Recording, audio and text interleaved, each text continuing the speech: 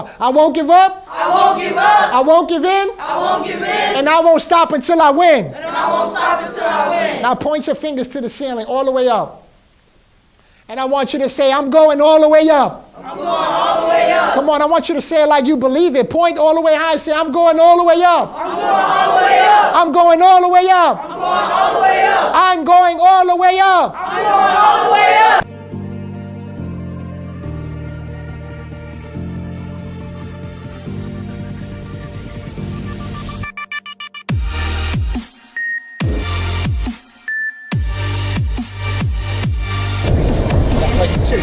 Welcome to Miami.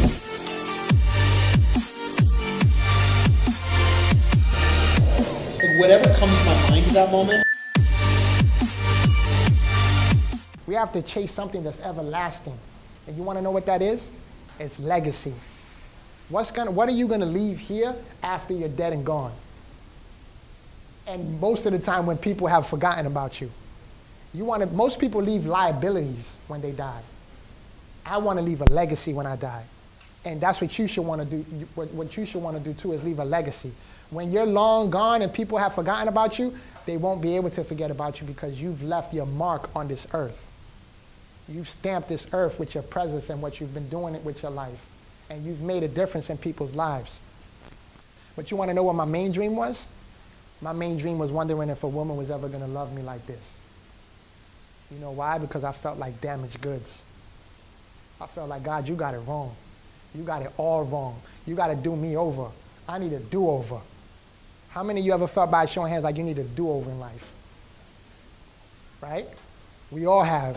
You may have said something that you shouldn't have said, done something you shouldn't have done, been hanging around somebody you shouldn't have been hanging around, acted a way you shouldn't have acted, and you wish you could take it back and do it and get a do-over, right? I felt like I needed a do-over in life. This shouldn't be happening to me. I didn't get a chance. I felt like you didn't even give me a chance at life because I was born like this. And I was like, God, you got it all wrong. But I used to have dreams about being able to have children or own a home or drive a car, work a job. I just wanted to do something with myself because I felt like I was insignificant, incapable, and inadequate. And I felt like I would never be able to do anything great in life. But through the grace of God, he's given me that beautiful wife. She's back there recording. Y'all can give it up one time for her. That's right. And you know what? Most people, they'll ask my wife if she met me in a wheelchair. How many of you think she met me in a wheelchair? How many of you think she met me before I got in a wheelchair? And so most people ask my wife if she met me in a wheelchair, and she'll tell them that she did meet me in a wheelchair. We met each other when I was in a wheelchair. But then they'll go as far as asking her, what did you see in him? And that blows me away because it's like, what, because I'm in a wheelchair I can't be happy? Because I'm in a wheelchair I can't live a normal life? Because I'm in a wheelchair I can't live a good life and have the finer things in life? Because I'm in a wheelchair I don't deserve these things? Because I'm in a wheelchair I'm less than you?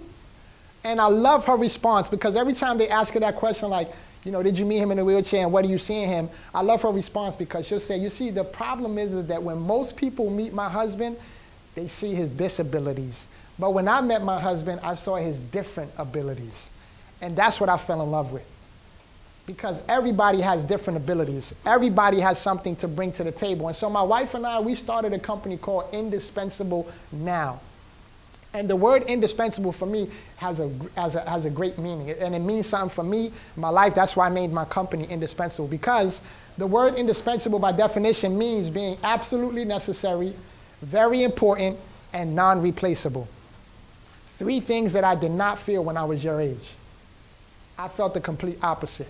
Because I knew in my head that I had a disease that was eating my body away, and eventually I was going to end up in a wheelchair. And I hated life. I hated God, and I hated having to be born like this.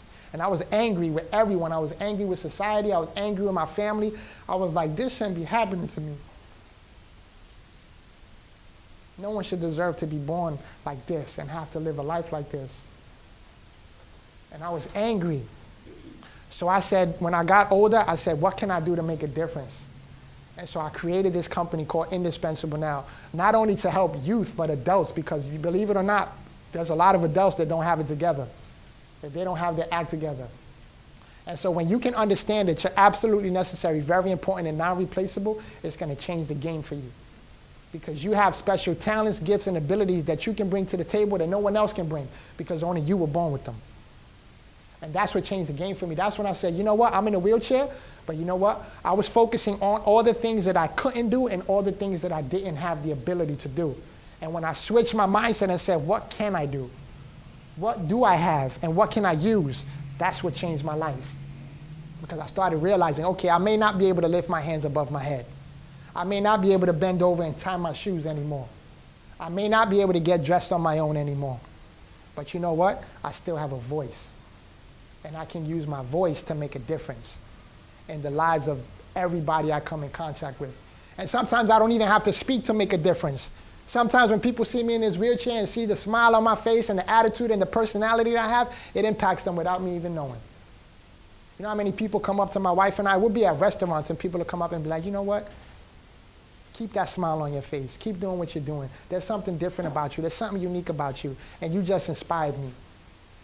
I don't even know them from a hole in the wall, but I changed their lives. And not too many people come up to me because some people are like intimidated. I guess the wheelchair intimidates people. But there's been quite a few people that have come up to me and told me that. And you guys have that same ability. You guys have that same passion. You guys have gifts, skills, and abilities. And you're young now. You may not know what that is, and that's okay. But as you get older, ask yourself those questions. What am I good at doing? What do I love to do? And what would I do for free? What do I love to do so much that I would do for free that nobody would pay me for? And that, asking yourself those questions and answering those questions will help you get closer to what your purpose is in life, what your mission is supposed to be in life, what you're supposed to be doing in life. We're supposed to be doing what we love to do. You know how many people, they say that 85% of Americans here in the United States, Daniel and I was talking about that the other day, like the United States of America is like in the 1% or 3% of the world as far as riches is concerned. Like we live in one of the most richest countries in the world, but 85% of people who live in America go to a job every day that they hate going to. That's almost everybody, right? That's almost everybody. Do you want to be part of that 85% that goes to a job and you hate going to every single day? Or you want to be part of that 15% that loves what they do and makes a massive impact? It's a small, listen, there's a small group of people that are doing that. Daniel, the whole team here. What's your name again? Brittany, and the whole team here. There's only a small group of people in the world, in the United States, that are doing what they love to do.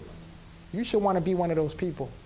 And so in order, oh, but I didn't even tell you this. Not only did God bless me with a beautiful wife, we have two amazing young boys.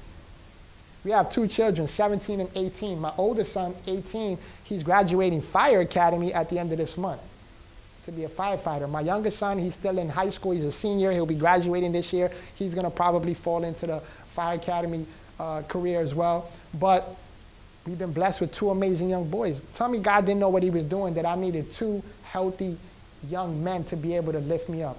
If it wasn't for my wife and my children, I wouldn't be here today, honestly. Literally, I wouldn't be here. You know why? Because they helped me get dressed in the morning. They helped me get dressed in the bed in the morning. Then they have to bear hug me, lift me up, and put me in my wheelchair every single day. I got to go through that every single day.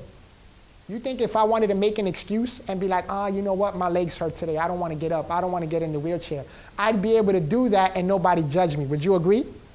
Like I would legit have an excuse to stay in my bed every morning when my ankles are getting swollen and they're throbbing and they're hurting, and I could say, you know what, I'm not getting out of bed this morning, I'm staying in the bed because I don't feel good. And I can legit do that and nobody judge me for it because it looks like a valid excuse. But you know what? Every day I get up, there's times when I wake up and my legs are swollen and my feet hurt and they're throbbing, and I get up anyway. And I do what I got to do. You know why? Because I have a wife and kids that I need to support. That's my why I wake up every morning. What's your why? Why do you wake up every morning? Why do you do what you want to do every single day? It's my wife and kids for me. Secondly, it's for being around people like you and doing what I love to do and making a change. I want to be a change agent for this world. I want to change people's mindsets, because if you can change somebody's mind, See, they call me a motivational speaker, and that's great. I'm cool with that, right? But motivation, once I'm gone, once the motivational speaker is gone, the motivation is gone. Rarely do people have self-motivation. That's why 85% of people are unhappy in the United States. So I wake up every morning with a purpose and a drive and a fire and an energy that says, you know what, no matter what, I got to get up anyhow and do it anyway and crush my goals. And I do it for my wife and my family, and then secondly, I do it for people like you and everyone else that I meet, because I know that what I'm doing is making a difference in people's lives, not only here in Florida, but across the world.